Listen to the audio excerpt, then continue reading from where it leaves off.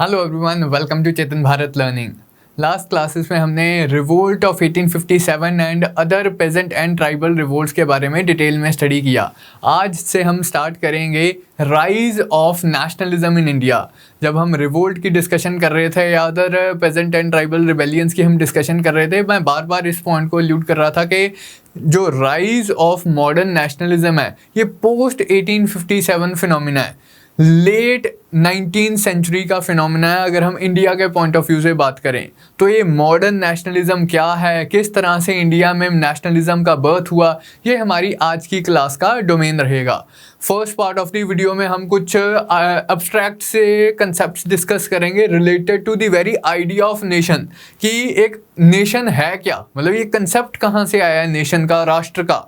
तो इसके बारे में थोड़ी सी हम डिस्कशन करेंगे। Plus ideological basis of Indian nationalist movement, इसके बारे में भी थोड़ी सी हम डिस्कशन करेंगे कि क्या ये जो मॉडर्न नेशनलिज्म का जन्म होता है, नेशनलिस्ट मूवमेंट का राइज होता है इंडिया में, इसका पर्पस क्या है, मतलब ये क्या अचीव करना चाहती होती है। तो इन टॉपिक्स के ऊपर हम थोड़ी सी डिस्कशन करेंगे एंड देन हम थोड़े से स्पेसिफिक टॉपिक के ऊपर आएंगे, the actual rise of nationalism in India and what factors were responsible for the rise of nationalism in India. तो ये हमारी आज की क्लास का डोमेन रहेगा। तो सबसे पहले तो डिस्कशन करते हैं कि नेशन है क्या, what is this concept of nation, राष्ट्र क्या है, कहाँ से आया है ये कंसेप्ट, एंड जो एक दूसरा शब्द होता है इसी से मिलता जुलता, स्टेट या राज्य, उसका इससे क्या लेना देना है, and how are these two terms different या how are these two terms similar. तो अगर हम मॉडर्न कंसेप्ट ऑफ नेशन की अगर हम डिस्कशन करते हैं तो हमें जानना है कि ये जो कंसेप्ट है इसका बर्थ एसोसिएटेड है फ्रेंच रेवोल्यूशन के साथ। अब्स्ट्रैक्ट आइडिया थिंकर्स डिस्कस कर रहे थे पहले से, लेकिन इसकी जो प्रैक्टिकल मैनिफेस्टेशन है, जो लार्जर प्रैक्टिकल मैनिफेस्टेशन है, वो दुनिया के सामने आती है during the French revolution of 1789। The modern world as we know it today, जो political concepts of the modern world are the idea of equality, the idea of justice, the idea of liberty, fraternity, socialism, nationalism to a certain extent, ये सारे ही जो ideas हैं किसी ना किसी form में French revolution के टाइम पे इन्हें एक्चुअली इम्प्लीमेंट करके देखा गया है। इनके बारे में प्रीच, इनके बारे में लिखा तो पहले भी जा रहा था, लेकिन फ्रेंच रेवोल्यूशन ने एक्चुअली इन आइडियाज़ को लाइक इन वन फॉर्म और दी अदर इम्प्लीमेंट करके दिखाया, दुनिया को एग्जाम्पल बन के दिखाया कि इन आइडियाज़ के ऊपर बेस्ड अपनी पॉलिटी को ऑर्गेनाइज किया जा सकता है, अपनी पॉलिटिकल सोसाइटी को ऑर्गेनाइज किया जा सकता है। इस टाइम तक जो सोसाइटी थी, पॉलिटिकल ऑर्डर था, बेसिकली ओल्ड सिस्टम ही चल रहा था, एंशिएंट रजीम चल रहा था, जिसमें राजाओं के पास एब्सोल्यूट पावर होती थी, आर्बिट्रेरी मैनर में वो रूल करते थे, लोगों के पास कोई राइट्स नहीं थे, लोगों के पास कोई सच क्लेम्स नहीं थे कि वो अपने राजाओं से कुछ डिमांड कर सकें, जो राजा दे देते थे वही इम्प्लीमेंट होता था। तो इस तरह का पुराने वाला सिस्टम ही चला आ रहा था। फ्रेंच रेवोल्यूशन ने इसे प्रैक्टिकल लेवल पे इन चीज़ों को, liberty, equality, fraternity, justice, nationalism, इन आइडियाज़ को इम्प्लीमेंट करके दिखाया। तो ये जो हम अब बात कर रहे हैं आइडिया ऑफ नेशनलिज्म, क्या कहती है फ्रेंच रेवोल्यूशन, किस तरह से इस कंसेप्ट ऑफ नेशन को डिफाइन किया जाता है इन दी लाइक फ्रेंच रेवोल्यूशनरी थॉट। उस टाइम पे जो ऑथर्स वगैरह थे, उस टाइम पे जो पॉलिटिकल स्कॉलर्स थे, वो किस तरह से उन्होंने इस आइडिया को डिफाइन किया। वो कहते हैं कि a nation is not just a territory. हम एक राष्ट्र को सिर्फ उसकी टेरिटरी के साथ नहीं एसोसिएट कर सकते। करे तो पुराने कंसेप्ट हो गए कि एक इंडिपेंडेंट इलाका है, ये मेरी ज़मीन, ये तेरी ज़मीन, ये तो फ्यूडल इलाकों की बातें हैं। मतलब फ्यूडल टाइम्स में इस तरह से ऐसा सोचते थे कि जब प्रॉपर्टी बेस्ड रिलेशंस होते थे। नेशन तो एक मॉडर्न कंसेप्ट है, it is not just territory, it is not even an independent territory inhabited by people and governed by a system of law। अब ये डेफिनेशन इंपॉर्टेंट है। हम हम अपनी साइकी में शायद नेशन को इस चीज़ के साथ एसोसिएट करते हों कि वो एरिया, वो इंडिपेंडेंट एरिया जिसके ऊपर किसी का कंट्रोल नहीं है, सॉवरन एरिया है, इनहेबिटेड बाय पीपल, जहाँ लोग भी रह रहे हैं एंड वो किसी सिस्टम है, किसी सिस्टम ऑफ लॉ में वो ऑपरेट कर रहे हैं, एक पावर है जो उन्हें गवर्न कर रही है। कह रहे ये भी नेशन की डेफिनेशन नहीं है, ये उससे पहले जो एक कंसेप्ट एग्जिस्ट करता था स्टेट का, आज भी एग्जिस्ट करता है, कंसेप्ट ऑफ स्टेट। ये तो एक स्टेट की डेफिनेशन है, independent territory inhabited by people governed bye a system of law. अब ये कंसेप्ट, ये डेफिनेशन ऑफ स्टेट आती है, ये भी ऐसा नहीं है कि सदियों सदियों से ऐसे ही चलती आई है, ये भी historically speaking early modern times में, मेडिवल टाइम्स में 1648 में वर्ल्ड हिस्ट्री के कंटेक्स्ट में एक ट्रीटी हुई थी, ट्रीटी ऑफ वेस्टफेलिया, जैसे पीस ऑफ वेस्टफेलिया भी बोलते हैं। यूरोप में लड़ाइयाँ चल रही थी उस कंटेक्स्ट में, हमें ज़्यादा डिटेल में जाने की ज़रूरत नहीं है at this point of time. तो इस ट्रीटी में ये concept of modern concept of state emerge किया था कि ये एक इंडिपेंडेंट टेरिटरी जिसमें कोई एक्सटर्नल कंट्रोल नहीं होगा, जिसमें राजा का कंट्रोल सॉवरन होगा, अपने इलाके में वो अपने तरीके से अपने सिस्टम ऑफ लॉ से गवर्न कर सकता है अपने लोगों को। ये वेस्टफेलियन ट्रीटी के बाद कंसेप्ट ऑफ स्टेट आया था। अब building on this concept of state, जब राजा की पावर एब्सोल्यूट थी, राजा अपने लोगों के ऊपर गवर्न करता था through a system of law, इसी सिस्टम के ऊपर बिल्ड करते हुए सिस्टम आता है, कंसेप्ट आता है नेशन का। कह रहे हैं कि ये स्टेट एक नेशन नहीं है, तो फिर नेशन क्या है? What is a nation? It is the people that constitute nation. ये रेवोल्यूशनरी आइडिया दिया था फ्रेंच रेवोल्यूशन ने कि power does not belong to kings and other such nobles और aristocracy, power should ideally belong to people and it is the people that constitute nation. It is the people that constitute nation. In fact people are nation. ऐसा नहीं है कि nation के one of the elements है, चलो लोग भी रहते ही होंगे उसमें, नहीं, it is the people that constitute nation and sovereign power according to the ideas given by the French revolution. जो सॉवरन पावर है, रूल करने की जो इंडिपेंडेंट पावर है, वो किसी इंडिविजुअल के हाथ में नहीं है, वो लोगों के हाथ में है। It is the people that constitute nation and it is the nation that is sovereign and all power emanates from people, या all power emanates from nation and is exercised in the name of nation. लोग ही राष्ट्र constitute करते हैं, लोग ही राष्ट्र हैं, राष्ट्र ही सोर्स ऑफ ऑल पावर है एंड जो भी पावर एक्सरसाइज की जानी चाहिए वो राष्ट्र के नाम पे, लोगों के नाम पे एक्सरसाइज की जानी चाहिए। ये रेवोल्यूशनरी आइडिया दिया हमें फ्रेंच रेवोल्यूशन ने। ऑफ कोर्स मतलब ऐसा नहीं है कि ये लिखा पहली बार गया था फ्रेंच रेवोल्यूशन के टाइम पे, उससे पहले का जो दौर था जिसे हम एनलाइटनमेंट का फेज बोलते हैं, बहुत सारे स्कॉलर्स ने इस आइडिया के ऊपर अपनी राइटिंग्स वगैरह लिखी थी। इस आइडिया के ऊपर प्रैक्टिकल लेवल पे एक्सपेरिमेंट्स हुए हैं ड्यूरिंग दी फ्रेंच रेवोल्यूशन। तो this is the modern concept of nation. Now you understand क्या है नेशन। अब इसमें एक और चीज़ आपको समझनी है, क्या मतलब है पीपल कॉन्स्टिट्यूट नेशन, लोग ही राष्ट्र। अब लोग तो दुनिया में ऐसे 7 बिलियन लोग हैं, क्या 7 बिलियन राष्ट्र हैं? लोग ही नेशन है, मैंने अभी बोला। तो लोग तो ऐसे 7 बिलियन लोग घूम रहे हैं दुनिया में, तो क्या हर बंदा अपने आप में नेशन है? नहीं। तो यहाँ कह रहे हैं कि the people who consider themselves to be part of a single distinct political community having some bond of unity, they constitute a nation. वो ग्रुप ऑफ लोग जो अपने आप को एक सिंगल पॉलिटिकल कम्युनिटी का पार्ट मानते हैं एंड मानते हैं कि हम सब लोग we are united by some bond of unity. हो सकता है कोई कॉमन लैंग्वेज हो, कोई कॉमन एथनिसिटी हो, कोई कॉमन हिस्ट्री हो, कोई कॉमन कल्चर्स एंड ट्रेडिशंस हो, कुछ एक बॉन्ड ऑफ यूनिटी हो सकता है। इस बॉन्ड ऑफ यूनिटी से हम सारे लोग यूनाइटेड हैं एंड हम कॉन्शियसली अपने आप को, ये कंसिडर ही मैंने लाल किया सिर्फ इस पूरी डेफिनेशन में, कॉन्शियसली अपने आप को हम एक सिंगल पॉलिटिकल कम्युनिटी का पार्ट मानते हैं। अगर ये मानना ही इस डेफिनेशन से निकाल दिया जाए कि यार मैं नहीं अपने आप को इस सिंगल पॉलिटिकल कम्युनिटी का पार्ट मानता हूँ, तो अब्स्ट्रैक्ट सी फॉर्म में मैं इस नेशन का पार्ट नहीं हूँ। who all people constitute nation, वो लोग जो कॉन्शियसली अपने आप को एक सिंगल डिस्टिंक्ट पॉलिटिकल कम्युनिटी का पार्ट मानते हैं एंड मानते हैं कि they are united by some bond of unity, जैसे मैंने एग्जांपल्स वगैरह दी। तो ये है एक अब्स्ट्रैक्ट सा कंसेप्ट ऑफ नेशन। इसी चीज़ को एलेबोरेट करते हुए एक फेमस स्कॉलर हैं बेनेडिक्ट एंडरसन, वो कहते हैं nations are imagined communities. Imagined communities, ऐसा नहीं है कि लाइक कोई एग्जिस्ट फिजिकली एग्जिस्ट करती हुई चीज़ है कि यहाँ पर यहाँ के रहने वाले लोग they are bound to be part of one nation, ऐसा नहीं है। इमेजिन्ड कम्युनिटीज़, लोग अपने आप को कंसिडर करते हैं कि हाँ जी हमारी सबकी कॉमन लैंग्वेज है। जैसे यूरोप में आइडिया डेवलप होता है, इटली, जिस देश को आज हम इटली बोलते हैं, उस देश में पहले मतलब 40-50 देश होते थे उसी टेरिटरी में जहाँ आज एक इटली है।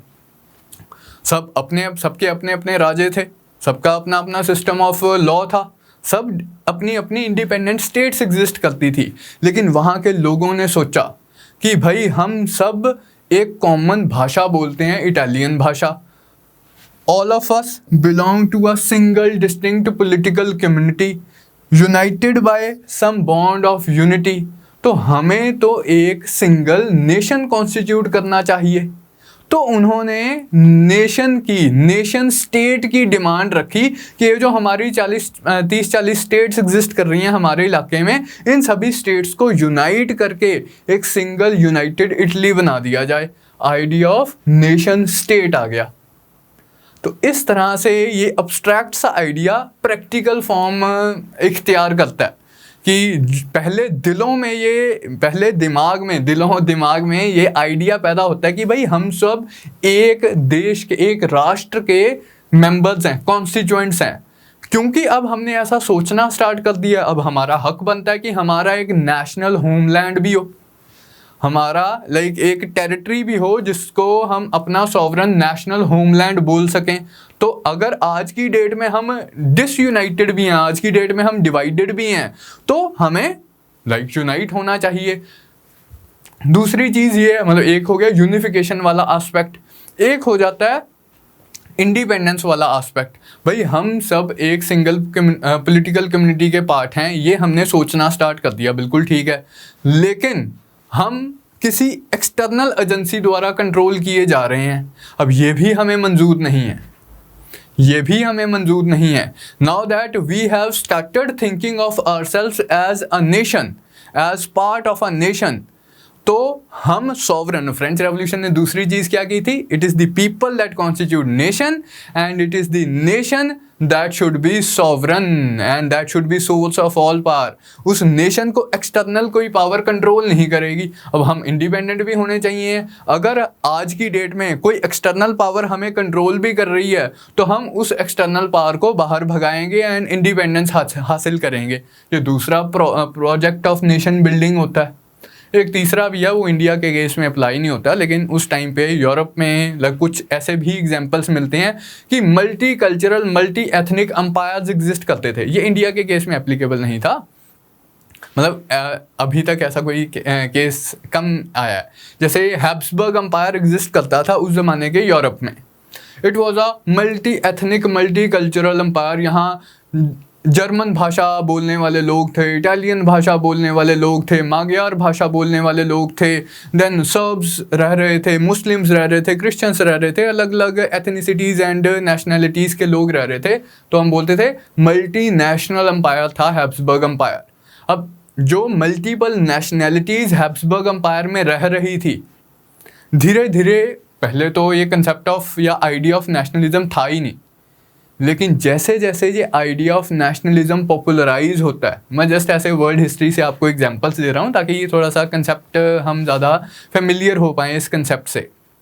जैसे जैसे ये आइडिया ऑफ नेशनलिज्म पॉपुलराइज होता है तो माग्यार भाषा बोलने वाले लोग अपने आप को एक सिंगल डिस्टिंक्ट पॉलिटिकल का पार्ट मानना स्टार्ट कर दिया। उन्होंने भी हम सब माग्यार भाषा बोलते हैं तो हम एक नेशन कॉन्स्टिट्यूट करते हैं।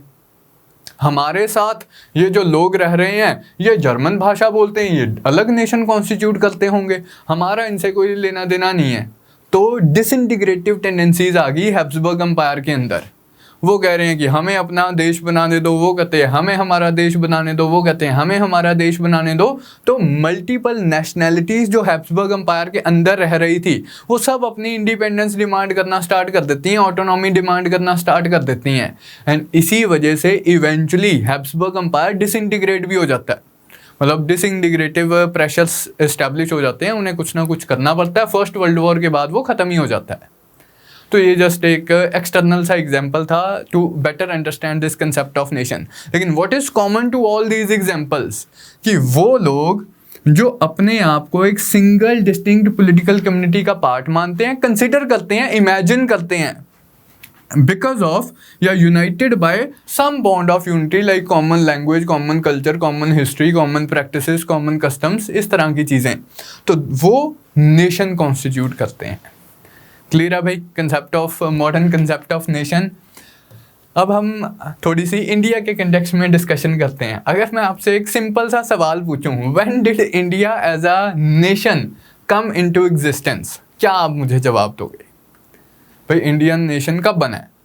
तो अगर हमने ये पिछली डिस्कशन ना की होती तो आप मुझे शायद आंसर दे देते कि 15 अगस्त 1947 को बना भी, तब हम आज़ाद हुए थे।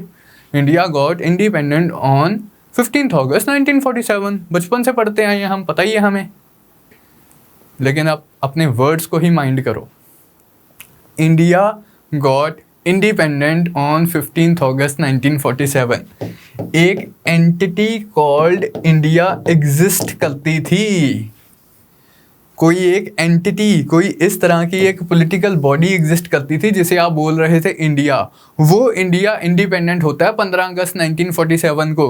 पर मैं तो ये पूछ रहा हूँ कि भाई ये इंडिया ही कब एग्जिस्टेंस में आया है? The India that we know of today, ये India as a concept of nation, India as a nation कब एग्जिस्टेंस में आया? क्वेश्चन तो मेरा ये है। अगर हम बात करें इन दी फॉर्म ऑफ या in the sense of a imagined community, क्या आप बोल सकते हैं कि इंडिया 15 अगस्त 1947 को पैदा हुआ है? लोग अपने आप को भारतीय मानते थे। लोगों ने धीरे धीरे, ये जब हमारा राइज ऑफ नेशनलिज्म, आज हम टॉपिक स्टार्ट कर रहे हैं, जैसे जैसे ये राइज ऑफ नेशनलिज्म हुआ, नेशनलिस्ट मूवमेंट का जन्म होता है इंडिया में। तो नेशनलिस्ट लीडर्स जो आते हैं, राइज होते हैं different points of time in India, उनका क्या काम होता है, उनका क्या पर्पस होता है, उनका क्या ऑब्जेक्टिव होता है कि एक मॉडर्न नेशन क्रिएट किया जाए। ज़्यादा से ज़्यादा लोगों को ये modern concept of nation communicate किया जाए, लोगों को अपने साथ जोड़ा जाए कि हाँ भाई हम सब एक single political brotherhood, single political fraternity के पार्ट्स हैं। हम सब भारतीय हैं। हम सब अपने आप को रीजनल एलिमेंट्स के तौर पे ना देखें कि मैं तो पंजाबी हूँ, मैं तो बंगाली हूँ, मैं तो मराठी हूँ। हम सब अपने आप को रिलीजन की नज़र से ना देखें, हम सब अपने आप को कास्ट की नज़र से ना देखें, हम सब अपने आप को नेशनल आइडेंटिटी की टर्म्स में देखें कि हम सब भारतीय हैं। We are Indians first and we have regional identities later, like I am an Indian first and a Punjabi later. इस तरह से ये था प्रोजेक्ट ऑफ नेशन बिल्डिंग। इसीलिए हम हमारी नेशनलिस्ट मूवमेंट को process of nation in the making भी बोलते हैं। नेशन इन दी मेकिंग, कि भाई हम हमारे नेशनलिस्ट लीडर्स ब्रिटिश से तो रिफॉर्म्स डिमांड कर ही रहे थे। ये तो एक अलग एस्पेक्ट हो गया कि हमें आज़ादी चाहिए थी, एक अलग एस्पेक्ट हो गया। हमें कुछ पॉलिटिकल रिफॉर्म्स चाहिए थे उस एक्सटर्नल पावर से जो हमें कंट्रोल कर रही थी, ये एक अलग कंसेप्ट हो गया।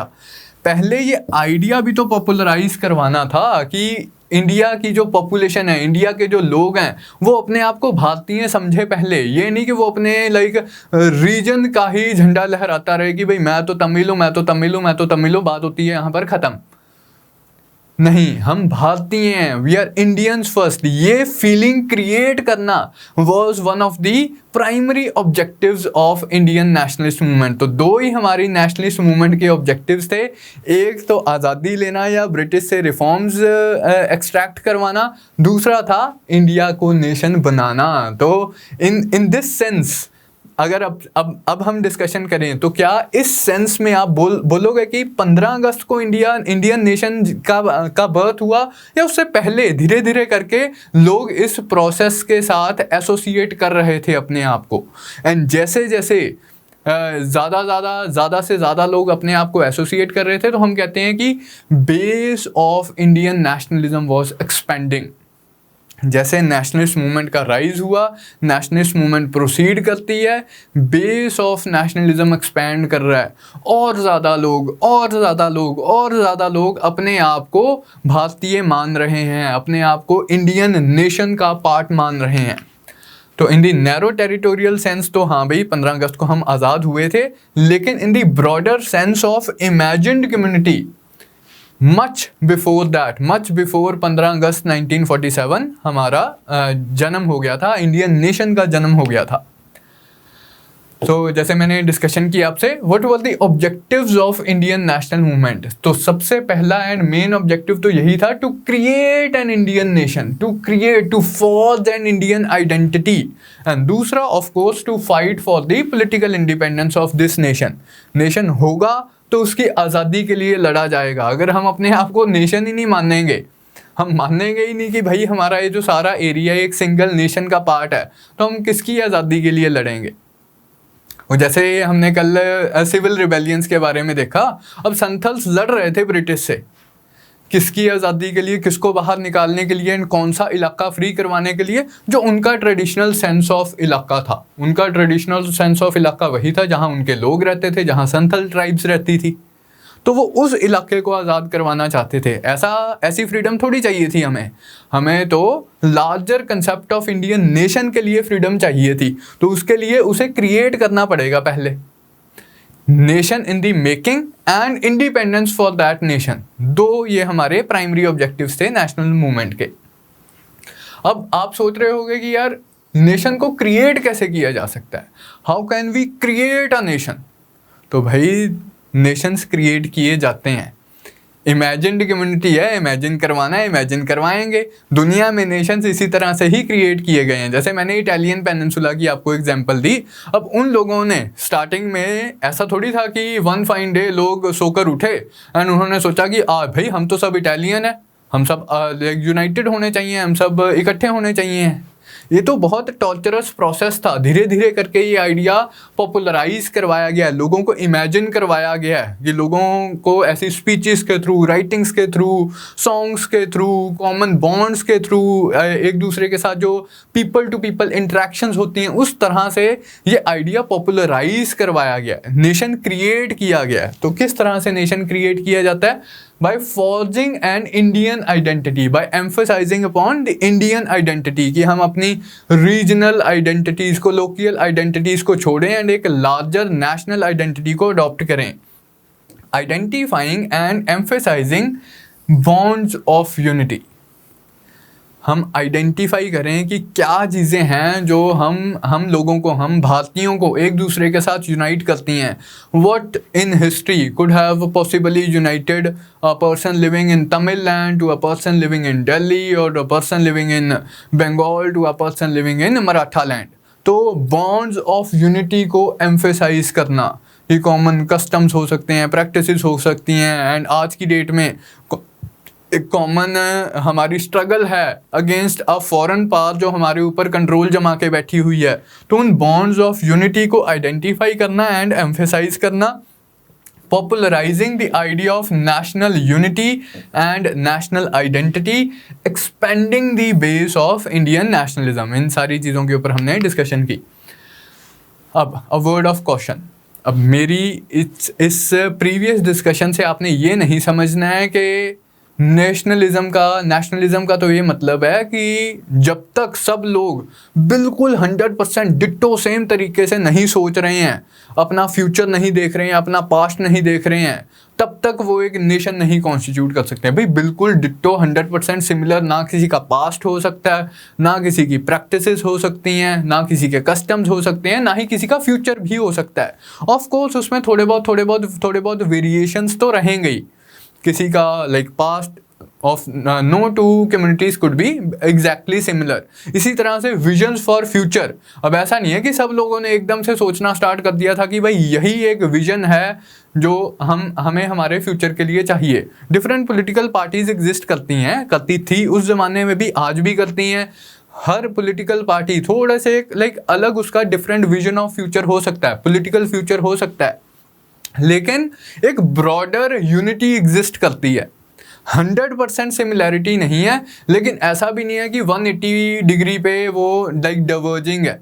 तो कुछ बॉन्ड ऑफ यूनिटी एग्जिस्ट करनी चाहिए. What nationalism is not, it is not cloning of the mind. कि क्लोनिंग नहीं करते, नहीं क्लोन्स नहीं बना देना कि जैसा मैं सोच रहा हूँ आपको 100% वैसा ही सोचना है, या जैसा मेरा पास्ट रहा है आपका 100% पास्ट वैसा ही होना चाहिए, या जैसा मेरा विजन फॉर फ्यूचर है 100% आपका वैसा ही विजन फॉर फ्यूचर होना चाहिए. ऐसा नहीं है. Of course nationalism allows some differences and diversities as long as these differences and diversities are not fundamentally irreconcilable, कि इन्हें रिकनसाइल करना ही मुश्किल है, मतलब एक कॉमन फ्यूचर हम सोच ही नहीं पा रहे हैं. As long as these are not fundamentally irreconcilable and do not pose a threat to unity and integrity of the nation itself. Example again से हम समझते हैं क्या मैं पॉइंट यहाँ पर हाईलाइट करना चाह रहा हूँ.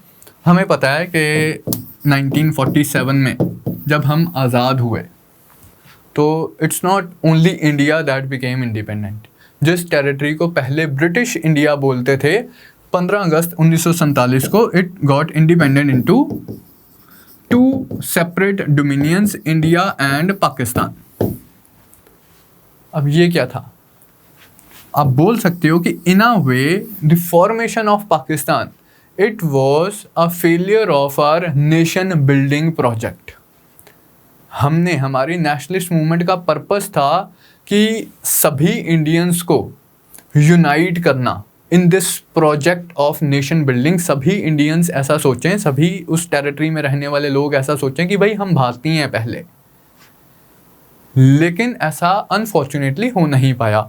हमारी नेशनल मूवमेंट जैसे प्रोसीड करती है, अब उसके मल्टीपल रीजंस थे. रीजंस जब हम स्टडी करेंगे नेशनल मूवमेंट को डिटेल में, हम उन पे आएंगे कि British policies of divide and rule थी, हमारी नेशनल मूवमेंट, हमारे पॉलिटिकल पार्टीज़ उस टाइम पे जो एग्जिस्ट करती थी, Muslim League, Indian National Congress, Hindu Mahasabha and और जो डिफरेंट पार्टीज एग्जिस्ट कर रही थी, उनकी पॉलिसीज़ किस तरह से रिस्पॉन्सिबल थी. तो हम डिटेल्स ऑफ लाइक इन निटी-ग्रिटीज़ में नहीं जा रहे हैं, लेकिन फैक्ट क्या था कि Muslims, a very large section of Indian population, a very large section of Muslims उस टाइम पे अपने आप को part of single national community नहीं मानते थे. वो नहीं मानते थे कि वो इंडियन पॉलिटिकल कम्युनिटी का पार्ट हैं.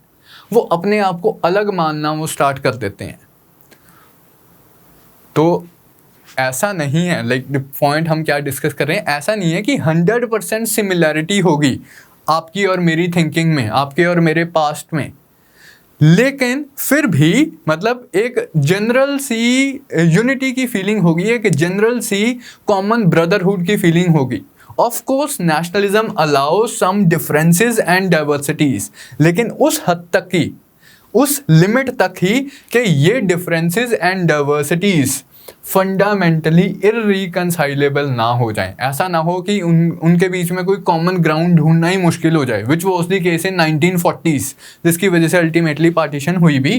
And do not pose a threat to unity and integrity of the nation itself.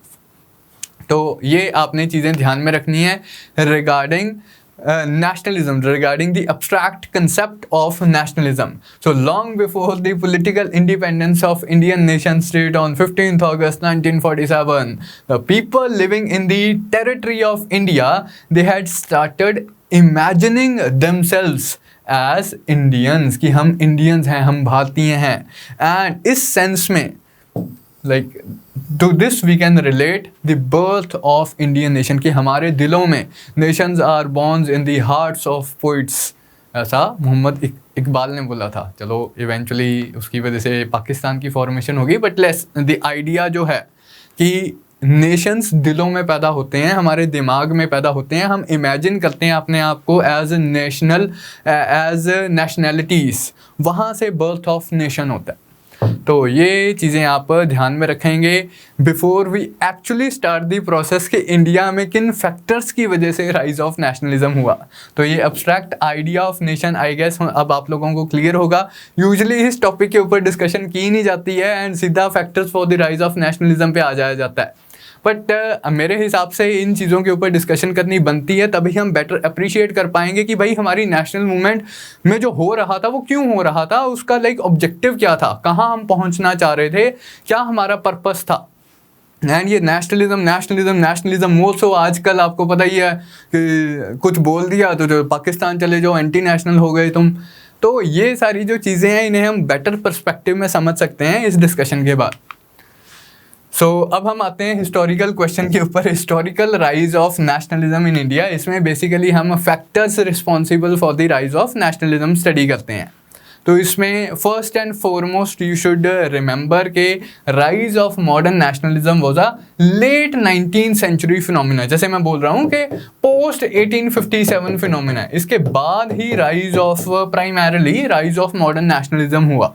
And वो भी जैसे मैं 2-3 बार बोल चुका हूँ कि ऐसा नहीं है कि वन फाइन डे हम उठे एंड हमने रियलाइज़ किया कि ओ हम तो नेशन है, ये क्या हो गया। तो धीरे धीरे it was a gradual organic process. कुछ लोग जैसे जैसे वेस्टर्न एजुकेशन की वजह से हमें नए नए कंसेप्ट्स का पता चल रहा था कि भाई अच्छा फ्रेंच रेवोल्यूशन हुई है, वहाँ पर लोग क्यों लड़ रहे थे, क्यों लोगों ने अपने राजा के अगेंस्ट रिबेलियन किया, वो लिबर्टी, इक्वलिटी, फ्रेटर्निटी जैसे कंसेप्ट्स के लिए, सोवरेनिटी ऑफ पीपल वाले कंसेप्ट के लिए, इन चीज़ों को इम्प्लीमेंट करवाने के लिए अपने राजा के अगेंस्ट रिबेल कर रहे थे। तो धीरे धीरे जैसे जैसे हमें वेस्टर्न एजुकेशन फैलती है, हमें इन आइडियाज़ के बारे में पता चलता है। वेस्टर्न एजुकेटेड मिडिल क्लासेस अपने आप को ढालती हैं उस मोल्ड में। लेकिन लास्ट क्लास जो रिवोल्ट ऑफ 1857 वाली हमने क्लास ख़त्म कैसे की थी, लास्ट पॉइंट क्या किया था उसमें कि ब्रिटिश एम्पायर अपने आप को अलूफ कर लेता है आफ्टर द रिवोल्ट ऑफ 1857। एक कंजर्वेटिव रिएक्शन सेट इन हो जाता है। ब्रिटिश सरकार अपने आप को सुपीरियर घोषित कर देती है, इंडियंस को इन्फीरियर घोषित कर देती है, बोल देती है ना हम तुम्हारे कस्टम्स में इंटरफियर करेंगे, ना हम तुम्हारी सोसाइटी में इंटरफियर करेंगे, हम सुपीरियर हैं, हम अपना एंजॉय कर रहे हैं, तुम भाड़ में जाओ। इंडियंस के अगेंस्ट और भी ज़्यादा extreme form of racial discrimination practice की जाने लग गई। ऑन वन हैंड वो एजुकेशन चल रही है, हमारे वेस्टर्न एजुकेटेड इंडिविजुअल्स पढ़ाई कर रहे हैं उन मॉडर्न पॉलिटिकल कंसेप्ट्स की, लेकिन प्रैक्टिकली इंडिया में उन कंसेप्ट्स का कोई मतलब नहीं था, इंडिया में कोई उनकी प्रैक्टिकल एप्लीकेबिलिटी नहीं थी। तो अब वो western educated modern Indians reforms demand करते हैं ब्रिटिश सरकार से कि भाई ये कैसा सिस्टम आपने इंडिया में इस्टेब्लिश किया हुआ है, पढ़ाया तो हमें कुछ और जा रहा है, पढ़ाया तो हमें डेमोक्रेसी के बारे में, नेशनलिज्म के बारे में, सोवरेनिटी ऑफ पीपल के बारे में, इक्वलिटी, जस्टिस के बारे में जा रहा है, लेकिन ये सब इंडिया में है कहाँ। तो इस सिस्टम को रिफॉर्म करने की ज़रूरत है।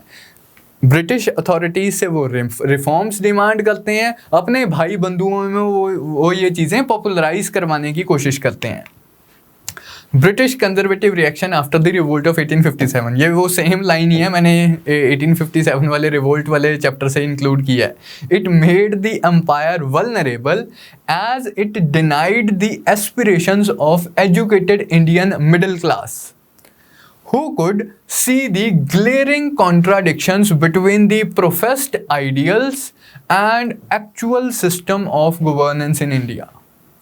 यही वेस्टर्न एजुकेटेड मिडिल क्लास ये देख पा रही थी कि यार ये पढ़ाया कुछ और जा रहा है, प्रीच कुछ और किया जा रहा है, एंड एक्चुअल जो सिस्टम एग्जिस्ट कर रहा है वो एक अलग ही सिस्टम एग्जिस्ट कर रहा है। तो Indians broke British fetters with English hammers, ऐसा एक स्टेटमेंट है कि हमने ब्रिटिश बेड़ियों को अंग्रेज़ी के हथौड़ों से तोड़ा है, क्योंकि वहीं से ये कंसेप्ट ऑफ मॉडर्न नेशनलिज्म आया। ब्रिटिश कंजर्वेटिव रिएक्शन किस तरह से आया, मैं जैसे मोटी मोटी सी डिस्कशन कर चुका हूँ कि उन्होंने अपने आप को थोड़ा सा अलूफ कर लिया, इंडियंस को एक्सक्लूड करना स्टार्ट कर दिया। सो continuing exploitation and miss governance एक एस्पेक्ट था। अब रिवोल्ट हुई क्यों थी? क्योंकि भाई इंडियंस को एक्सप्लॉइट किया जा रहा था, हमारे सिस्टम को हमें मिसगवर्न किया जा रहा था, मॉल एडमिनिस्ट्रेशन थी, एडमिनिस्ट्रेटिव अब्यूजेस थी। अब रिवोल्ट हो गई, एक नया सा सिस्टम आ गया, तो आपको क्या लगता है कि उसके बाद हमारी एक्सप्लॉइटेशन ख़त्म हो गई? हमारा जो एक मिस एडमिनिस्ट्रेशन चल रही थी, मॉल एडमिनिस्ट्रेशन चल रही थी, क्या वो सारा सिस्टम ख़त्म हो गया जस्ट बिकॉज रिवोल्ट हो गई? वो तो अभी भी चल रहा है, पोस्ट 1857 पीरियड में भी चल रहा है। तो उसने कंट्रीब्यूट किया frustration of educated middle classes को। देन इंडियंस हैड नो से in the administration of their own country. ये पहले भी ये केस था, मतलब रिवोल्ट का वन ऑफ द कारण था कि इंडियंस हैड नो से in the administration of their country. कोई प्रमोशन के एवेन्यू नहीं थे, कोई इंपॉर्टेंट पोस्ट नहीं थी, वो अभी भी वही केस था। हम बात करते हैं अगर इंडियन सिविल सर्विसेज की, आईसीएस की, वो स्टील फ्रेमवर्क जिससे इंडिया को गवर्न किया जा सकता था, उसमें इंडियंस की एंट्री अलाउड नहीं थी। कॉम्पिटिटिव एग्ज़ाम होना स्टार्ट हो गया था, आईसीएस की परीक्षा स्टार्ट हो गई है, लंदन में एग्ज़ाम होगा लेकिन, एंड सिलेबस में भी European history, Greek language, Latin language. अब ये सारी चीज़ें कहाँ आती हैं हमारे बच्चों को? उस ज़माने की अगर हम बात करें, मतलब 1850s की हम बात कर रहे हैं, तो यूरोपियन हिस्ट्री, यूरोपियन कल्चर के बारे में पता हो, यूरोपियन पुरानी लैंग्वेजेस के बारे में पता हो, उस कल्चर के बारे में पता हो, तो सिलेबस भी उनका वैसा था। तो Indians, it was very difficult for Indians to get entry into ICS, even though like theoretically Queen Victoria ने बोला था that Indians would be treated as equal subjects। theoretically Indians जा सकते थे, लेकिन ये सिस्टम ही इस तरह से था। इनफैक्ट लॉर्ड लिटन के टाइम पे जो ICS परीक्षा की अपर लिमिट होती है, मैक्सिमम एज लिमिट, उसे 21 से घटा के 19 कर दिया गया था। 19 साल was the maximum age limit. अब भाई 19 साल उस ज़माने में तो मुश्किल से तो समझ आता था कि यार क्या करना है ज़िंदगी में। आज की डेट में भी अगर 19 साल कर दिया जाए तो टेंशन हो जाएगी। तो उन ज़मानों में तो आप देख लो कि जैसी एजुकेशन उस टाइम पे एग्जिस्ट करती थी, कितना मुश्किल होगा इस एग्ज़ाम की, कॉम्पिटिटिव एग्ज़ाम में कम्पीट करना। फिर इम्पीरियल लेजिस्लेटिव काउंसिल, इसकी भी हमने डिस्कशन की थी। यहाँ पर बिगिनिंग्स ऑफ इंडियनाइजेशन किया गया था, नो डाउट, लेकिन किन लोगों को एडमिट किया गया? Maharaja of Patiala, sir Dinkar Rao, Raja of Banaras. अब ये लोग कौन थे? Aristocratic elements of Indian society थे। Aristocratic elements of Indian society introduce किए जाते हैं इंपीरियल लेजिस्लेटिव काउंसिल ने। ब्रिटिश कहते हैं यार ले तो लिए तुम्हारे बंदे, अब और क्या चाहते हो तुम? भाई यार ये बंदे तो पहले ही पब्लिक ओपिनियन के टच में नहीं थे। ये लोग तो पहले ही अपने आप को राजा और अपने आप को लाइक भगवान के, लाइक जैसे डिवाइन राइट्स होती हैं वैसे अपने आप को लोगों से बहुत सुपीरियर मानते हैं। इन्हें लोगों के बारे में क्या पता, लोगों की क्या एस्पिरेशंस हैं, लोगों की क्या प्रॉब्लम्स हैं, लोगों के क्या ग्रीवेंसेस हैं। तो यहाँ भी लेजिस्लेटिव काउंसिल में भी कोई मीनिंगफुल एसोसिएशन विद इंडियंस नहीं थी। हाँ मतलब कहने को इंडियंस इन्होंने एडमिट ज़रूर कर लिए थे। फिर वाइसरॉयज एग्जीक्यूटिव काउंसिल में तो भूल ही जाओ। रियल पावर किसके पास थी? वाइसरॉय की एग्जीक्यूटिव काउंसिल के पास, viceroy in his executive council. वहाँ तो इंडियंस एंट्री के बारे में अभी सोचा ही ना, सपने में भी। तो Indians, basically, the idea I'm trying to emphasize is कि Indians had no say in the administration of their own country, which was like hitting them. Then racial discrimination, जैसा कि हम अभी डिस्कशन कर रहे थे कि even in the period after revolt of 1857 racial discrimination in fact increase कर जाती है। क्वीन कह रही है कि अपनी प्रोक्लेमेशन में कि Indians would be treated as equal subjects, but racial discrimination, racial segregation और भी ज़्यादा इंक्रीज हो गई है। ब्रिटिश अपने आप को सुपीरियर मान रहे हैं एंड इंडियंस को इन्फीरियर मान रहे हैं। पहले तो फिर ओरिएंटलिज्म के दौर में ब्रिटिश एडमिनिस्ट्रेटर्स इंडियंस के साथ एसोसिएट कर लेते थे एंड कुछ रिफॉर्म्स करने की कोशिश करते थे। अब तो उन्होंने रिफॉर्म से भी हाथ खड़े कर दिए, यार तुम्हारा कुछ नहीं हो सकता, तुमसे ना हो पाएगा, तुम्हें जो करना है करते रहो, हम अच्छे हैं, हम अपना अलग रहेंगे। तो ये सारी चीज़ों की वजह से इंडियन मिडिल क्लासेस थोड़ा सा ऑफेंड हो रही थी कि हमें हमारी ही कंट्री को गवर्न करने में कोई से नहीं है हमारे पास, हमारे अगेंस्ट डिस्क्रिमिनेशन की जाती है, हमें एक्सप्लॉइट किया जाता है। अब इन चीज़ों के अगेंस्ट हमें आवाज़ उठानी है, क्योंकि पढ़ाया तो हमें कुछ और जा रहा है स्कूलों में।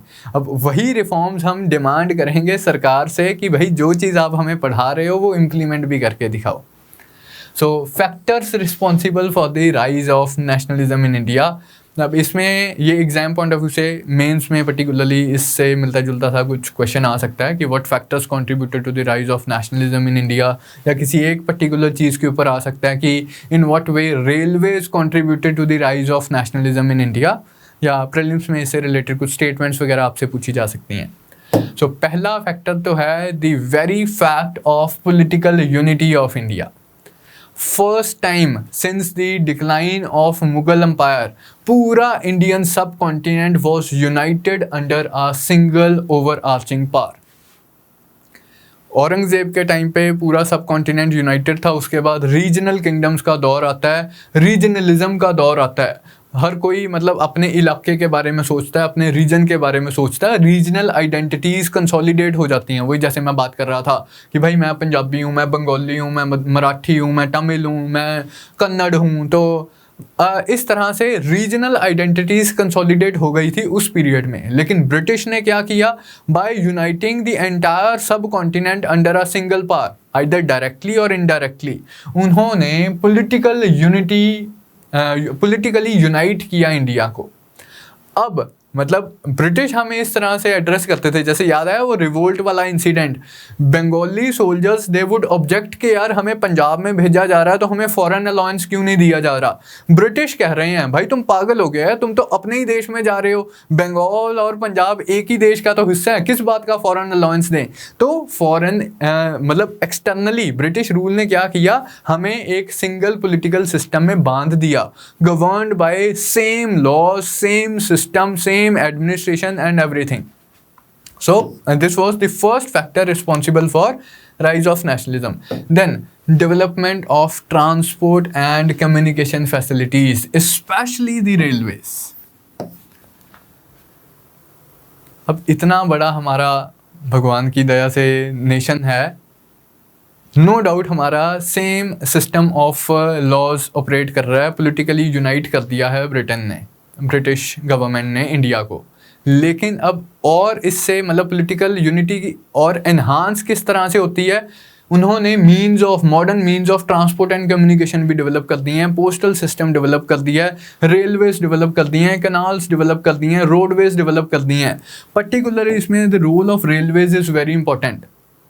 भाई पहले क्या था कि लोगों का बहुत लिमिटेड कांटेक्ट था with each other because of the technology prevalent at that time. कितनी ही अपॉर्चुनिटी मिलती होगी एक तमिल बंदे को एक पंजाबी के साथ इंटरेक्ट करने की, क्योंकि कोई कांटेक्ट ही नहीं होता होगा, कोई एक 0.1% अगर लोग ट्रैवल करते भी होंगे तो बहुत ही मिनिस्क्यूल सी प्रोपोर्शन है, उससे ज़्यादा फ़र्क नहीं पड़ता। लेकिन अब बिकॉज ऑफ रेलवेज, ये मद्रास से ट्रेन ली और पहुँच गए लाहौर, ये लाहौर से ट्रेन ली पहुंच गए कलकत्ता से ट्रेन ली पहुंच गए बॉम्बे।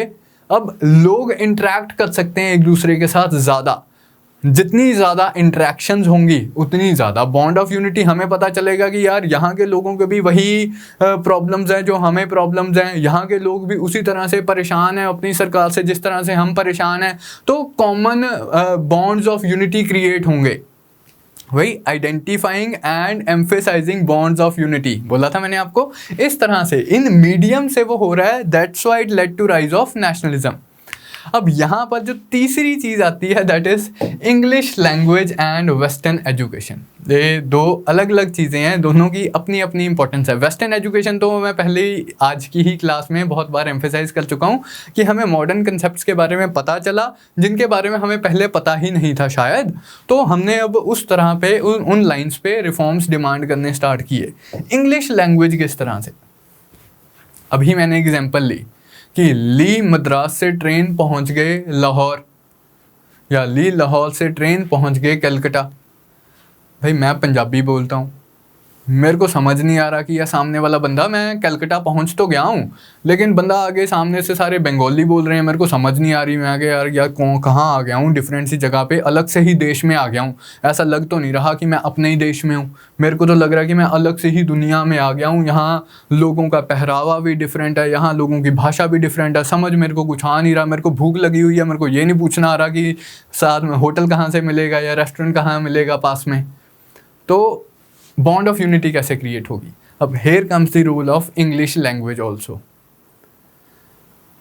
मुझे ब्रिटिश ने अपने स्कूलों में इंग्लिश भाषा में पढ़ाया है, बंगाल के लोगों को भी पढ़ाया, मद्रास के लोगों को भी पढ़ाया, तो थोड़ी बहुत टूटी फूटी सी hello hi okay bye types English में बोल लेता हूँ।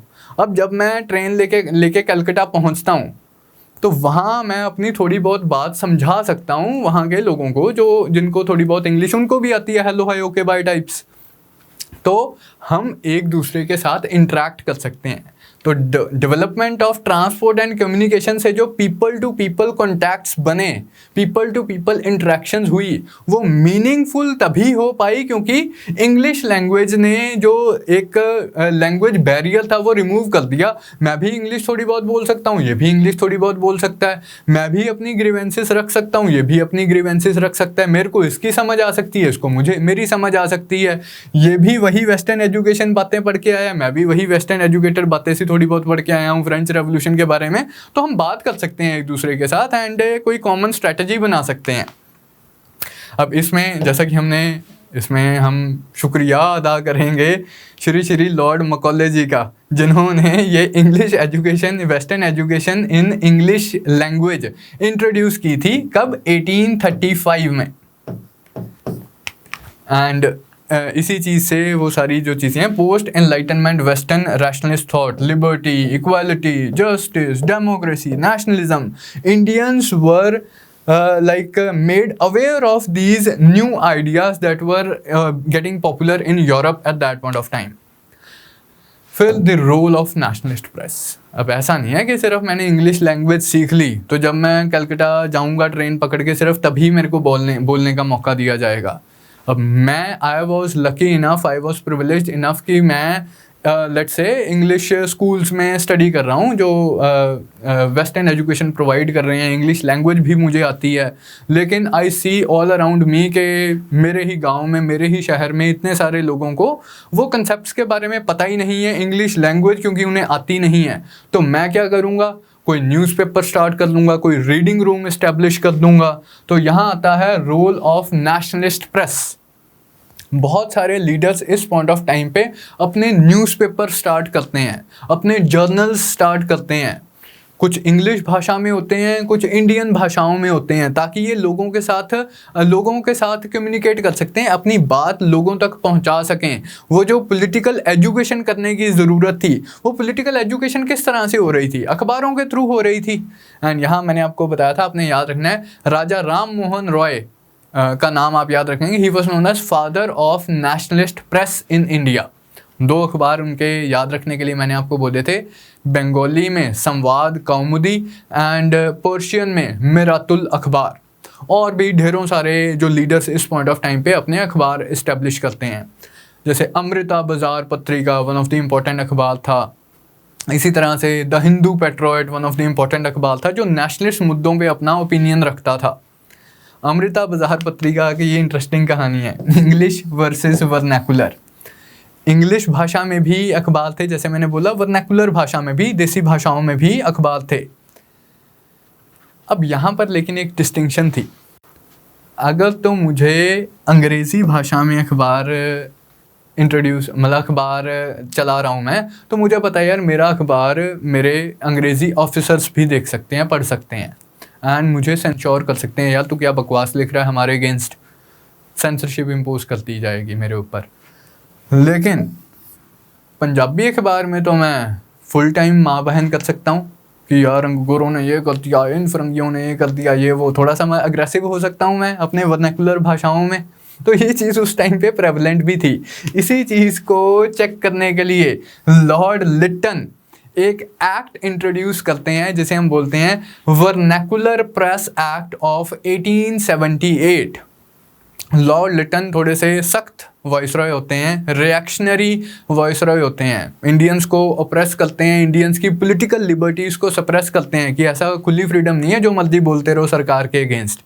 लेकिन अब इनकी वही प्रॉब्लम थी यार, पता ही नहीं चल रहा लोकल भाषाओं में इनके लीडर्स क्या बकवास कर देते हैं सरकार के अगेंस्ट। तो इन्होंने लोकल लैंग्वेजेस में लिखे जाने वाले न्यूज़पेपर्स के अगेंस्ट, मतलब उनको चेक करने के लिए एक्ट पास किया, वर्नैकुलर प्रेस एक्ट ऑफ 1878। इसमें क्या था कि वही जो अपने लोकल नेटिव लैंग्वेजेस वाले न्यूज़पेपर्स हैं वो सिक्योरिटी देंगे, सिक्योरिटी डिपॉजिट करवाई जाएगी एंड जो भी इन्होंने आर्टिकल्स वगैरह पब्लिश करने होंगे पहले वो अप्रूव करवाएंगे, प्री सेंसरशिप लगा दी। यूजली सेंसरशिप पोस्ट होती है कि तुमने कुछ पोस्ट कर दिया, उसे ब्लॉक कर दिया, उसे रिमूव कर दिया। इन्होंने प्री सेंसरशिप लगा दी कि आप पहले अप्रूव करवाओगे पुलिस स्टेशन जाके कि ये मैं छापना चाहता हूँ, ये एडिटोरियल मैं छापना चाहता हूँ अपने अखबार में। तो जब आपने प्री सेंसरशिप लगा दी तो ऑफकोर्स यार जो भी उल्टी सीधी बातें होंगी वो रिमूव कर दी जाएंगी या अप्रूव नहीं की जाएंगी। फिर भी अगर तुमने चालाकी की कि अप्रूव कुछ करवा लिया, छाप कुछ और दिया, तो पहले तो तुम्हारी सिक्योरिटी जब्त कर ली जाएगी। जो तुमने सिक्योरिटी जमा करवाई थी वो भूल जाओ, वो फोरफीट कर दी जाएगी। फिर अगर तुमने दोबारा कुछ किया तो तुम्हारी प्रेस को चुक के ले जाएंगे कि तुम्हें अलाउ ही नहीं किया जाएगा, तुम्हारी प्रेस ही जब्त कर ली जाएगी। सिक्योरिटी भी जब्त कर ली, तुम्हारी प्रिंटिंग प्रेस भी जब्त कर ली कि तुम ज़्यादा हीरो बन रहे हो। तो ये बहुत ड्रैकोनियन एक्ट ये पास करते हैं लॉर्ड लिटन, जिसकी वजह से ऑफ कोर्स इंडियन सेंसिबिलिटीज़ बहुत हर्ट होती हैं। यार ऐसा डिस्क्रिमिनेशन क्यों? यही जो रिस्ट्रिक्शंस है इंग्लिश प्रेस के ऊपर तो नहीं लगी, इंग्लिश न्यूज़पेपर्स के ऊपर तो नहीं लगी, इंडियन लैंग्वेजेस के ऊपर ये रिस्ट्रिक्शंस क्यों लग रही हैं अलग से? तो ये डिस्क्रिमिनेटरी एक्ट है। इंडियंस ने बहुत अपोज किया इस चीज़ का। एक और ये जो चीज़ करते हैं lord Lytton, arms act pass करते हैं 1878 में। ये क्या था भाई? इंडियंस को आर्म्स कैरी करने की पहली बात तो परमिशन नहीं है। अगर कोई बहुत ज़्यादा ग्रेव थ्रेट ये महसूस कर रहे हैं तो ये पहले डीसी साहब से परमिशन लेंगे, डीएम से परमिशन लेंगे। आज भी वो सिस्टम चल रहा है कि डीसी साहब से पहले परमिशन लेनी होती है। तो अगर इंडियंस को आर्म्स कैरी करना है, मतलब इस फॉर्म में नहीं, लेकिन चलो थोड़ा सा अभी भी परमिशन वाला सिस्टम तो है ही है, थोड़ा सा तो रेगुलेशन चाहिए ही है, लेकिन ये बहुत ड्रैकोनियन प्रोविजंस इंट्रोड्यूस कर देते हैं कि इंडियंस को आर्म्स कैरी करने की परमिशन नहीं है। अगर लेना भी है तो डिस्ट्रिक्ट मैजिस्ट्रेट से परमिशन लेनी पड़ेगी एंड बहुत उसकी रिस्ट्रिक्शंस वगैरह थी, बहुत हाई फीस वगैरह थी। वो सेम रिस्ट्रिक्शंस यूरोपियंस के ऊपर नहीं लागू होती थी। Why these acts were opposed? ये डिस्क्रिमिनेटरी इन नेचर थे, एक के ऊपर लगते थे, दूसरे के ऊपर नहीं लगते थे। इक्वालिटी के प्रिंसिपल को वॉयलेट करते थे। कह रहे स्कूल में तो तुम बातें कर रहे हो इक्वालिटी की, पढ़ाया हमें जाता है French revolution, equality, liberty, justice, तो कहाँ है इक्वालिटी? ये तुम खुद तो डिस्क्रिमिनेशन कर रहे हो कि हम इंडियंस हैं, इंडियंस को लाइसेंस लेना ज़रूरी है लेकिन यूरोपियंस को लाइसेंस लेना ज़रूरी नहीं है। तो डिस्क्रिमिनेटरी नेचर थी इन एक्ट्स की। That's not all. इस टाइम पे लॉर्ड लिटन के टाइम पे क्या हुआ कि इंडिया में बहुत भयंकर फेमीन आया हुआ था। Various parts of India they were facing famine. लेकिन ये लिटन साहब क्या कर रहे थे? एक तो 1877 में दिल्ली में बहुत शाही दरबार ऑर्गेनाइज किया गया, जैसे बोलते हैं दिल्ली दरबार ऑफ 1877। अलग से वैसे आप इस दिल्ली दरबार के बारे में एक फैक्ट याद रखोगे, इंपॉर्टेंट है आपके एग्जाम पॉइंट ऑफ व्यू से। इस दिल्ली दरबार में क्वीन विक्टोरिया, याद है कौन थी queen Victoria? Queen of England. 1857 से क्वीन विक्टोरिया का ही रूल चल रहा था, डायरेक्ट रूल चल रहा था इंडिया के ऊपर, through the system of secretary of state, through the system of vice Roy. But queen Victoria was sovereign over India. लेकिन अभी भी 1857 से लेके 1877 तक ये क्वीन ऑफ इंग्लैंड ही थी, इंडिया की रानी नहीं थी, ये इंग्लैंड की रानी थी। यहाँ पर 1877 के दिल्ली दरबार में क्वीन विक्टोरिया टाइटल अडॉप्ट करती है एम्प्रेस ऑफ इंडिया का, महारानी ऑफ इंडिया। इसके बाद जितने भी इंग्लैंड के राजा या रानियां होंगे, किंग्स एंड क्वींस आएंगे, वो अपने आप को एम्परर ऑफ इंडिया या एम्प्रेस ऑफ इंडिया भी बोलेंगे, अलॉन्ग विद, मतलब queen Victoria, the queen of England and empress of India. ये जो एम्प्रेस ऑफ इंडिया का टाइटल कब मिला क्वीन को? इन द दिल्ली दरबार ऑफ 1877। अब इस बात का आपने ये मतलब नहीं लेना कि क्वीन इंडिया आई है एंड उसने आके कोई अनाउंसमेंट की है। उसने तो चिट्ठी भेज दी कि लो यार पढ़ दो लोगों को। तो यहाँ पर इंडिया में बहुत भयंकर फेमीन आया हुआ था उस पॉइंट ऑफ टाइम पे। लॉर्ड लिटन दुनिया का सबसे शाही दरबार ऑर्गेनाइज करवाने में पैसा वेस्ट कर रहे थे। इंडियंस कुड सी कि ये अपनी शानो शौकत के चक्कर में इंडियंस की बिल्कुल भी परवाह नहीं कर रहे हैं। एक चिट्ठी रीड आउट करने के लिए इन्होंने इतना एक्सपेंसिव दरबार ऑर्गेनाइज कर दिया जब लोग मिलियंस में मर रहे हैं उस पॉइंट ऑफ टाइम पे। Same was true about the Anglo Afghan war as well. यहाँ पर इंडिया में लोग मर रहे थे इन मिलियंस, लाखों की गिनती में लोगों की डेथ हो रही थी। लॉर्ड लिटन को पड़ी थी कि मैं एक एक्सटर्नल वॉर कर लूँ। अब इंडिया का अफगानिस्तान के साथ कोई लेना देना नहीं चल रहा था, कोई प्रॉब्लम नहीं चल रही थी। ब्रिटिश अंपायर की रशियन अंपायर के साथ प्रॉब्लम चल रही थी। लेकिन लॉर्ड लिटन अपने पर्सनल ग्रैंड्योर के लिए इन्होंने अफगानिस्तान में इंटरवीन कर दिया, बहुत एक्सपेंसिव वॉर वेज कर दी। यहाँ पैसों की पहले इतनी प्रॉब्लम चल रही है, स्कार्सिटी चल रही थी, यहाँ पर अननेसेसरी एवेन्यूज़ में पैसे वेस्ट किए जा रहे हैं, चाहे वो दिल्ली दरबार हो, चाहे वो एंग्लो अफगान वॉर हो। 1878-1880 में ये ऑर्गेनाइज की गई है। इनफैक्ट ये वॉर इतनी अनपॉपुलर थी, इतनी को ही ये ज़्यादा अनपॉपुलर थी कि ब्रिटेन में मुद्दा बन गया कि यार ये लिटन ने इंडिया में क्या किया हुआ है। ये सारी चीज़ें तो चलो ठीक है, लेकिन जब इतने सारे लोग मर रहे हैं, ये अननेसेसरीली पैसे वेस्ट कर रहे हैं। पैसे पहले ही नहीं है, डेफिसिट में सरकार चल रही है, और इतने पैसे क्यों वेस्ट किए जा रहे हैं अफगानिस्तान में। ब्रिटिश सरकार इनफैक्ट वहाँ पर गिर जाती है। इलेक्शंस होते हैं, इलेक्शंस में जो एग्जिस्टिंग सरकार होती है वो दोबारा जीत नहीं पाती है, नो कॉन्फिडेंस मोशन आ जाती है, इस काइंड ऑफ। तो नई सरकार आती है, वो लिटन को पहले तो वापस बुलाते हैं कि भाई तू आ जा, तूने बहुत तेरी वजह से तेरी सरकार गिर गई है, पहले तुम्हारी पार्टी की सरकार गिर गई है, अब हमारी पार्टी तो अफगानिस्तान की वॉर को सपोर्ट नहीं करती है, हम एक नया वाइसरॉय भेजेंगे। तो अगला वाइसरॉय भेजा जाता है लॉर्ड रिपन को। Lord Lytton was recalled and Lord Ripon was sent as a new viceroy. Now Lord Ripon was a liberal viceroy. जैसे लॉर्ड लिटन रिएक्शनरी थे, थोड़े से कंजर्वेटिव थे, इंडियंस को सप्रेस कर रहे थे, उनकी लिबर्टीज़ को कर्टेल कर रहे थे। इन्होंने इंडियंस को सपोर्ट किया है, इंडियंस को फ्रीडम्स प्रोवाइड किए हैं, इंडियंस को राइट्स प्रोवाइड करने के डायरेक्शन में स्टेप्स लिए हैं। जैसे ये वर्नाकुलर प्रेस एक्ट अबॉलिश कर देते हैं, रिपील कर देते हैं, आर्म्स एक्ट रिपील कर देते हैं, अफगानिस्तान वाली वॉर ख़त्म कर देते हैं। इंडिया में इन्हें लॉर्ड रिपन को father of local self government बोला जाता है। इन्होंने म्यूनिसिपैलिटीज़ को, म्यूनिसिपल कॉरपोरेशन, म्यूनिसिपल काउंसिल्स को पावर्स दिए हैं कि इंडियंस को इनमें इलेक्ट किया जाए, इंडियंस को इनमें इंक्लूड किया जाए, एंड म्यूनिसिपल बॉडीज़ को थोड़ी बहुत पावर्स दी जाएं, ताकि ये लोकल लेवल पे, सिटी लेवल पे कुछ काम कर सकें अपने लोगों की भलाई के लिए। तो इस known as father of local self government in India.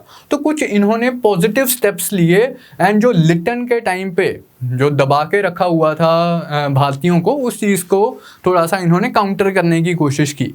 लेकिन अब प्रॉब्लम क्या हुई कि ये अपने रिफॉर्म्स के जोश में कुछ ज़्यादा ही आगे चले गए। इतना ज़्यादा आगे चले गए कि इन्होंने अंग्रेज़ों को ही ऑफेंड कर दिया। इनके टाइम का एक इम्पॉर्टेंट इवेंट है, 6 पॉइंट है आपका, इल्बर्ट बिल कंट्रोवर्सी ऑफ 1883-84। ये क्या था? इल्बर्ट था इनका लॉ मेंबर। ये एक बिल प्रपोज करता है। क्या प्रोविजंस थे उस बिल के? मतलब जैसे होता है ना CAA बन गया, constitutional amendment bill, constitutional amendment act. पहले ये बिल प्रपोज करता है। जब ये डिस्कशन हो रही थी बिल के ऊपर तो काफ़ी हाहाकार मच गया। क्या प्रोविजंस थे इस बिल के? ये बिल इंडियन डिस्ट्रिक्ट मजिस्ट्रेट्स को पावर दे रहा था यूरोपियन क्रिमिनल्स को ट्राई करने की। इंडियंस को एज जजेस इंडक्ट करना स्टार्ट कर लिया था at that point of time. Indian जजेस उस टाइम पर सिर्फ इंडियंस के केसेस को ही सुन सकते थे, उनके पास ये पावर नहीं थी कि वो यूरोपियन ऑफेंडर्स के केसेस को भी सुन सकें। उनके लिए सिर्फ यूरोपियन जजेस ही बैठते थे।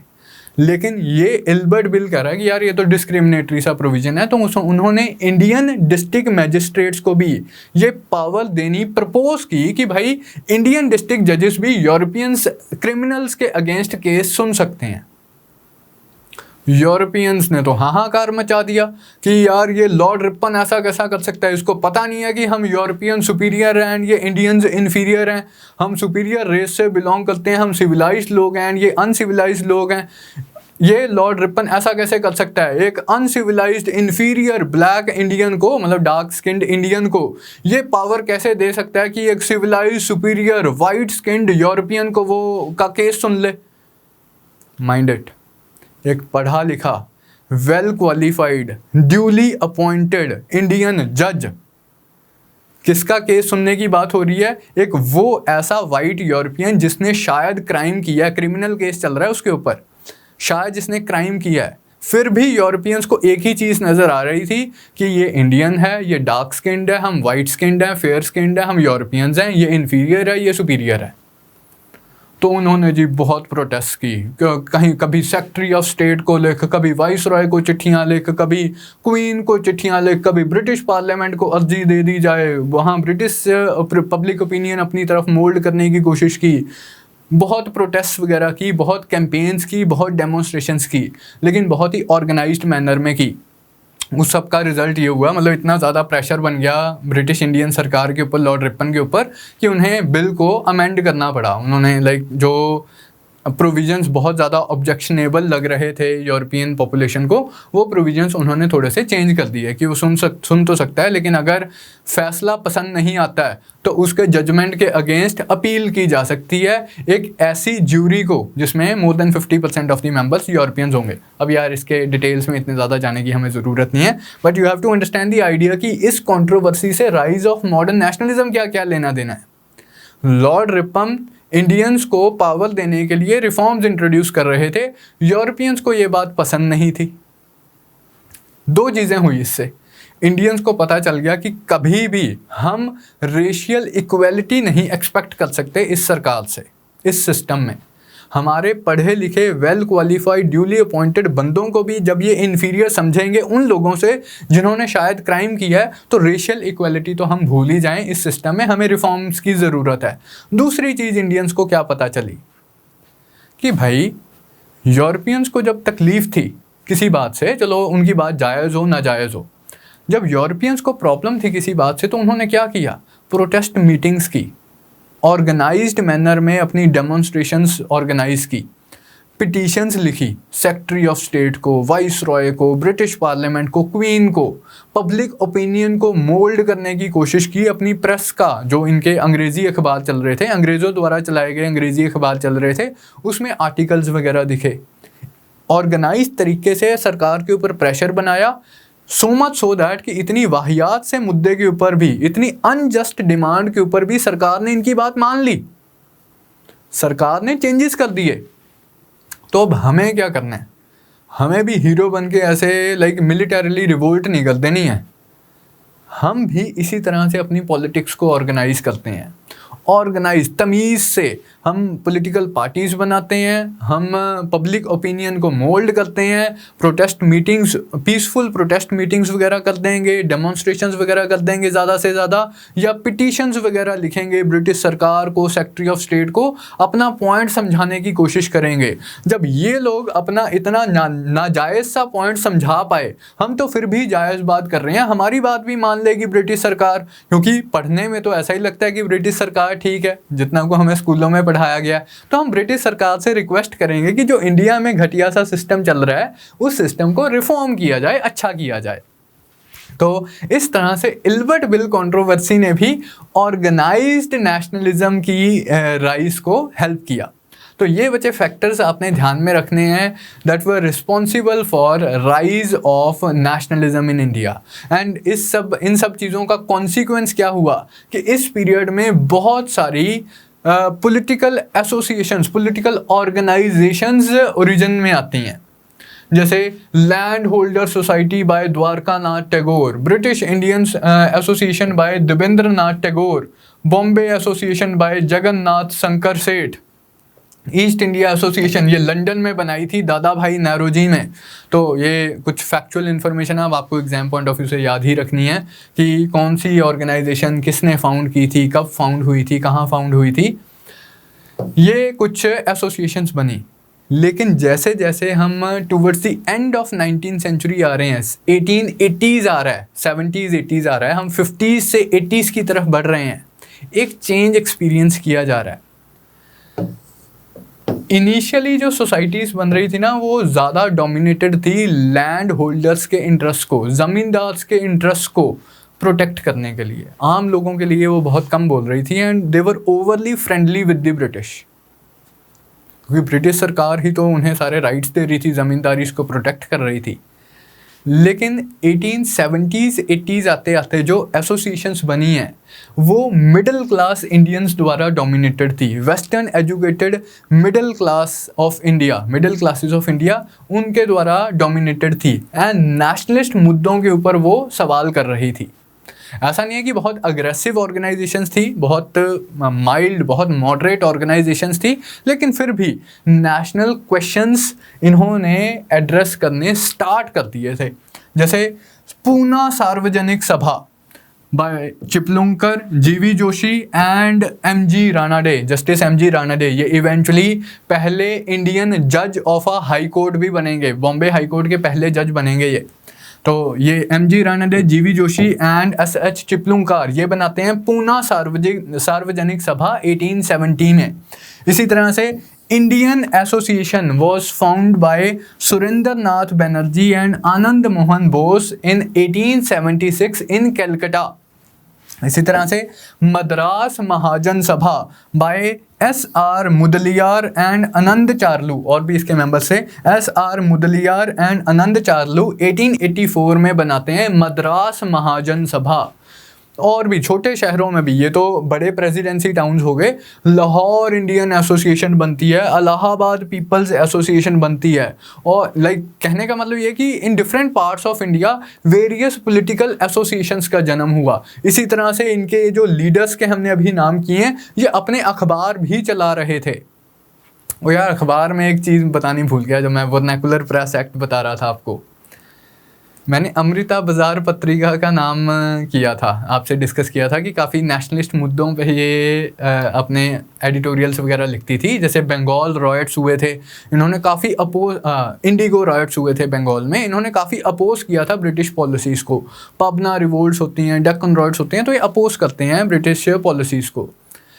फिर आता है 1878 में वर्नैकुलर प्रेस एक्ट। ये पहले बंगाली का अखबार, बंगाली भाषा का अखबार था। वर्नैकुलर प्रेस एक्ट में बंगाली भाषा के ऊपर रोक लगा दी कि प्री सेंसरशिप इम्पोज कर दी। इन्होंने प्री सेंसरशिप से बचने के लिए रातों रात अपने आप को इंग्लिश में कन्वर्ट कर दिया कि लो हम सेंसरशिप नहीं, अपने आर्टिकल्स तुम्हें सबमिट नहीं करवाएंगे, हम इंग्लिश में कन्वर्ट हो जाते हैं। तो from a Bengali weekly it converted itself into English weekly, eventually ये इंग्लिश डेली बन जाता है। तो अमृता बाज़ार पत्रिका का आप नाम याद रखना। तो काफ़ी सारी पॉलिटिकल एसोसिएशंस बन रही थी, काफ़ी सारे जो पॉलिटिकल लीडर्स थे अपने अखबार वगैरह स्टार्ट कर रहे थे जिससे वो पब्लिक ओपिनियन को मोल्ड कर रहे थे। तो इन सभी चीज़ों से rise of nationalism in India हो रहा था। And what was the culmination of this process कि इवेंचुअली अब ये सारी पॉलिटिकल एसोसिएशंस बन रही थी, ये रीजनल एसोसिएशंस थी। पहले डोमिनेटेड बाय लैंड होल्डर्स थी, eventually dominated by middle classes जो कि नेशनलिस्ट मुद्दों के ऊपर बातें कर रही थी लेकिन रीजनल थी। Eventually culmination of this process was formation of Indian National Congress in 1885। The apex association जो बनती है इस पॉइंट ऑफ टाइम पे एक ऑल इंडिया एसोसिएशन क्रिएट करने की कोशिश की जाती है जिसमें different sections, different regional leaders को इन्वॉल्व किया जाए in the process of in the project of this political unity of India, demanding political reforms from the British सरकार। तो 1885 दिसंबर में first session of Indian National Congress organise किया जाता है। इसके बर्थ की स्टोरी एंड अर्ली फेज में क्या पॉलिसीज अडॉप्ट करते हैं कांग्रेस के पॉलिटिशियंस, ये हम नेक्स्ट क्लास में डिस्कस करेंगे। तो आई होप आज की क्लास आपके लिए इंफॉर्मेटिव रही होगी, कुछ नई चीज़ें आपको पता चली होंगी एंड आपका पर्सपेक्टिव थोड़ा सा ब्रॉडन हुआ होगा एग्जाम पॉइंट ऑफ व्यू से एंड अदरवाइज भी। So that is all as far as today's class is concern. Thank you from my side. Hi, अगर आपको ये लेक्चर पसंद आया तो हमारे चैनल को सब्सक्राइब कीजिए, और अगर आप यूपीएससी 2021 के प्रीलिम्स के लिए सीरियस हैं तो हमारा क्रैश कोर्स जरूर ज्वाइन कीजिए। कोर्स की डिटेल्स आपको हमारी वेबसाइट, जिसका लिंक डिस्क्रिप्शन सेक्शन में होगा, उस पर मिल जाएंगी। नहीं तो आप हमें कॉल कर सकते हैं नीचे दिए गए नंबर पर।